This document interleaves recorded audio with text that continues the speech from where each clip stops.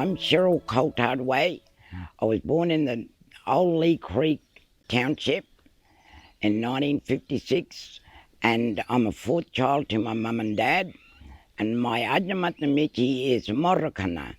My English name is Cheryl Coulthard-Waye.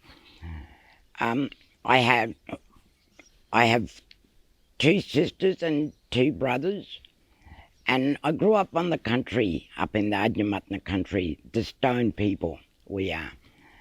And we got around in them days by bun cart. Bun cart is an old chassis sort of barn cart, not bun cart. That's how our old people pronounced it, bun cart. And it was a good old days. And in them days, we were told, as we were growing up, we were told not to notice colour, because colour didn't matter to us. We were just all one Australians.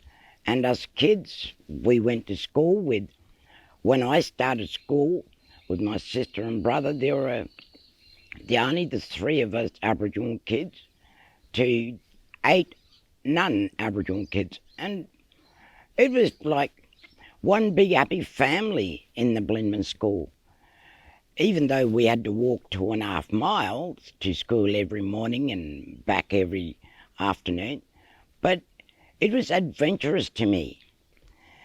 And I think that's what a lot of the young people don't have the chance to do today. Going out and just enjoying Outback and learning about the Outback.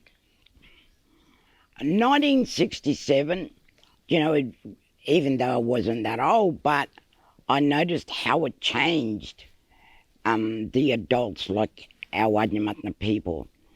And Mum and Dad kept telling us that we were no longer in that flora-fauna category. We were at last being treated like humans. That was music to my ears. And then coming along, being told that we had to vote, that was fantastic, because to vote, it means that we could have a say. And there I go. It was my voice through my vote.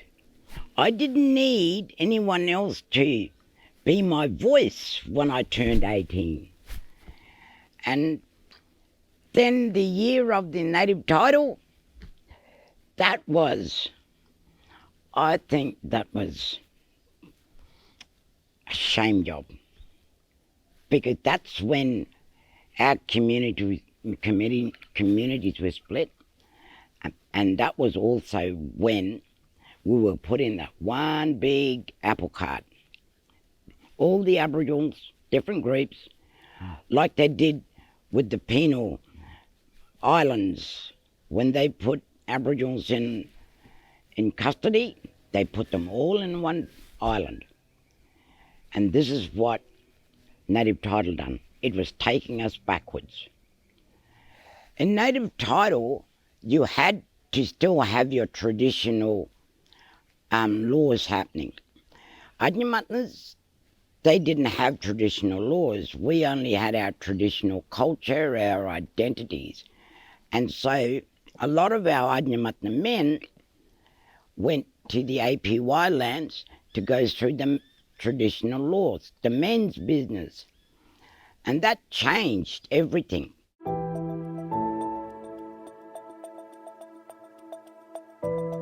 Operation Flinders is a donated gifted organisation, and it helps young adolescents from the courts or from the high schools if they're having a lot of problems. So they take them out to Adnyamathanha country in Adnyamathanha, and they are actually back to basic survival. They walk and they have volunteers from Operation Flinders that walk with them. When they first jump off the bus, they pick up their backpacks with everything that they need, and then they start walking to the first bush camp. And that could be about 8 or anywhere up to 10 kilometres or 15 kilometres. So, and every day they get up and they got to fend for themselves. They've got to make their own breakfast, and then they've got to go and do their own dinners and have their own lunches. But they are taught how to use a GPS. They are taught how to use a two-way. And they are taught the basic of living and the do's and don'ts of Aboriginal stories, dream times. And I like at night, I stay out there for 5 days, and each night we have a different school. There is 2 Adnyamathanha cultural camps or stands, and 5 schools visit either one of those groups, those camps. We tell stories, but we cook kangaroo tail, kangaroo meat, make dampers, and we take it and give it to the youth to eat. And then after we tell them about our Dreamtime stories.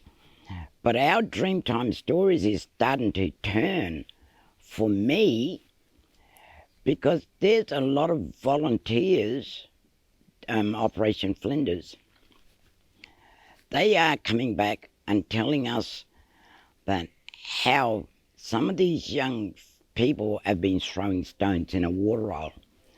In the water roll is an akarawi, that's a serpent that's living in the water. We, even as children, could not swim in there. And this young volunteer was telling these 2 young people not to throw stones in there. But they didn't listen. 3 times. The next minute, she said the earth started moving. And she said the whole group just stood there. They froze.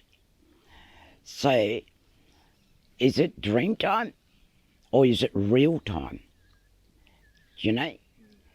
Because I always thought it was dream time. But I guess it's like how we believe in the Bible, because Dad used to tell us that our culture, our Dreamtime stories is like exactly like the Bible, like the devil giving Eve the fruit. So he came as a snake, a serpent. So the serpent to us is the bad guy. And, you know, then hearing about what happened at that water roll, it was, I guess for me, I'm still reeling with it, trying to think, if it was dream time, how come it's happening broad daylight to this group of children and a group of volunteers? It shouldn't happen if it was just dream time. So a lot of our stories are real. They're not dream time.